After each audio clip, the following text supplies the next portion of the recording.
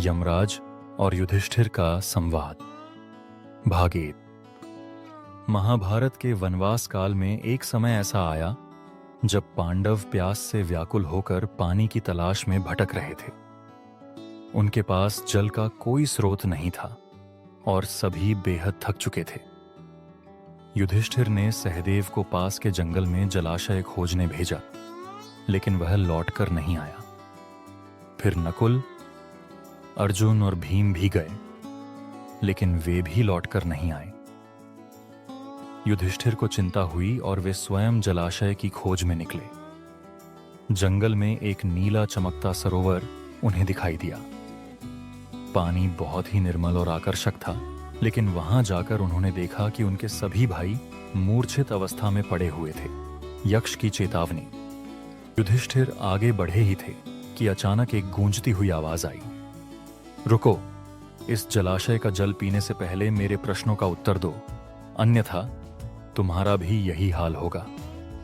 युधिष्ठिर ने उस अदृश्य शक्ति से पूछा, तुम कौन हो?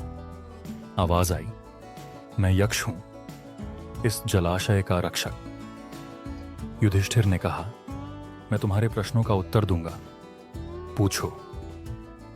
यक्ष के गूढ़ प्रश्न। यक्ष ने पहले प्रश्न से शुरुआत की, संसार में सबसे तेज गति से क्या चलता है? युधिष्ठिर ने उत्तर दिया, मन, क्योंकि यह एक पल में कहीं भी जा सकता है। यक्ष ने दूसरा प्रश्न पूछा, मनुष्य का सबसे बड़ा शत्रु कौन है? युधिष्ठिर ने उत्तर दिया, क्रोध, क्योंकि यह इंसान की बुद्धि और विवेक को नष्ट कर देता है। यक्ष ने तीसरा प्रश्न पूछा, मनुष्य के जीवन का सबसे बड़ा आश्चर्य क्या है? युधिष्ठिर ने उत्तर दिया, हर दिन लोग मृत्यु को जाते देखते हैं, लेकिन फिर भी वे स्वयं को अमर समझते हैं, यही सबसे बड़ा आश्चर्य है। यक्ष लगातार प्रश्न पूछते गए और युधिष्ठिर ने बिना हड़बड़ाए धैर्यपूर्वक हर प्रश्न का उत्तर दिया। अंततः यक्ष प्रसन्न हुआ और बोला, तुम अपने भाइयों में से किसी एक को जीवित कर सकते हो, बताओ किसे जीवन दोगे? युधिष्ठिर ने बिना देर किए उत्तर दिया, मैं नकुल को जीवन देना चाहता हूं।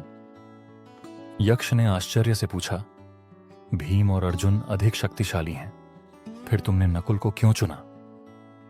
युधिष्ठिर ने कहा, मेरे पिता की 2 पत्नियां थीं, कुंती और माद्री। मैं कुंती पुत्र हूं और मेरा एक भाई जीवित है।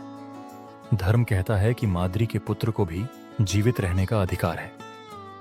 यक्ष अत्यंत प्रसन्न हुआ और बोला, तुम धर्म का पालन करने वाले हो, इसलिए मैं तुम्हारे सभी भाइयों को जीवन दान देता हूं। युधिष्ठिर की परीक्षा। युधिष्ठिर ने अपने भाइयों को जीवित होता देखा और उनसे लिपट गए। तभी यक्ष ने अपना वास्तविक रूप प्रकट किया।